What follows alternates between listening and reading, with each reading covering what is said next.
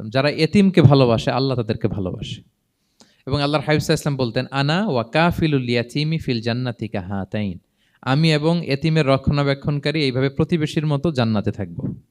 এই দুই আঙ্গুলের মাঝে যেমনি গ্যাপ নাই, আমার আর এতিমের রক্ষণাবেক্ষণকারী তার বাড়ির মাঝখানে কোনো গ্যাপ থাকবে না জান্নাতে। We will be neighbour in paradise. জান্নাতে এরকম আমরা কাছাকাছি থাকবো। আল্লাহু আকবার পড়েন। তাহলে এতিমের রক্ষণাবেক্ষণকারীকে আল্লাহ তাআলা ভালোবাসেন। যারা এতিমকে পছন্দ করে না, এতিমকে তাড়িয়ে দেয়, তাদেরকে আল্লাহ পছন্দ করেন। আল্লাহ তাআলা বলেন, আরাআইতাল্লাযী ইউকাযযিবু বিদ্দীন ফাযালিকাল্লাযী ইয়াদুউল ইয়াতীম। যারা আখিরাতকে অবিশ্বাস করে তারাই এতিমকে ঘাড় ধাক্কা দিয়ে তাড়িয়ে দেয়। কোনো বিশ্বাসী কখনো এতিমের সাথে খারাপ আচরণ করে না। আপনাদের যাদের মন শক্ত, অনেকের চোখ দিয়ে পানি নামে না। আমার এক আত্মীয় আছে, খুব আল্লাহওয়ালা। আমার জীবনে এত আল্লাহওয়ালা আমি দেখি নাই, কিন্তু ওনার চোখ দিয়ে পানি নামে না। বারবার এসে আমারে বলে যে, মিজান কি করবো বলো, তুমি একটু মোনাজাত ধরো। আমার মনে আছে আমি ওনাকে নিয়ে মোনাজাত ধরতাম, তো ওনার কান্না আসে না চোখ দিয়ে। এত আল্লাহওয়ালা, খুব ভালো মানুষ, কিন্তু চোখ দিয়ে পানি নামে না। এটা অনেকের হয়, নানা কারণে হয়। তো আল্লাহর হাবিব সাল্লাল্লাহু আলাইহি ওয়াসাল্লাম বলেছেন, কারো যদি চোখ দিয়ে পানি না নামে বা হৃদয় নরম না হয়, তারা যেন এতিমের মাথায় হাত বুলিয়ে দেয়।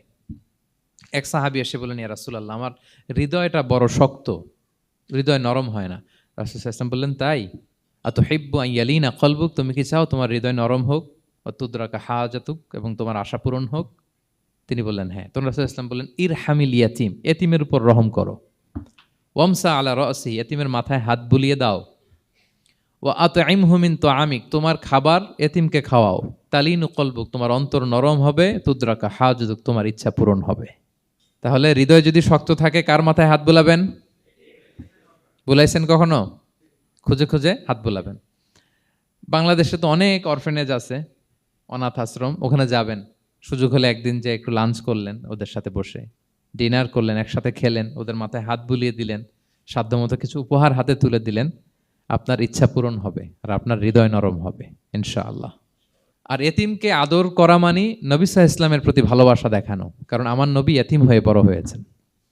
এতিমের প্রতি ভালোবাসা প্রকারান্তরে নবী সাল্লাল্লাহু আলাইহি ওয়াসাল্লামের প্রতি ভালোবাসা দেখানো হয়।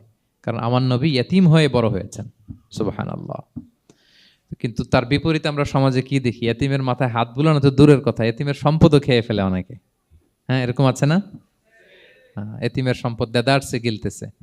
কি যে আমাদের চিন্তাধারা! দেখবেন যে লোকটা এতিমের সম্পদ গিলে, ওরা রোজা অবস্থায় এক ঢোক পানি গিলাতে পারবেন কিনা দেখেন। যে বলেন একটু পানি খান তো, যে খাবে না কেন? হারাম। তো ওই হারাম কিন্তু গিলতেছে ইচ্ছা মতো। রোজা অবস্থায় এক ফোঁটা আপনি পানি গিলাতে পারবেন না এরে, কেন? হারাম। কিন্তু ওইদিকে ভাতিজার সম্পদ গিলতেছে দেদারসে। আল্লাহ বলেন, এটা ভাতিজার সম্পদ না, এটা তুমি জাহান্নামের আগুন পেটে ঢুকাচ্ছ।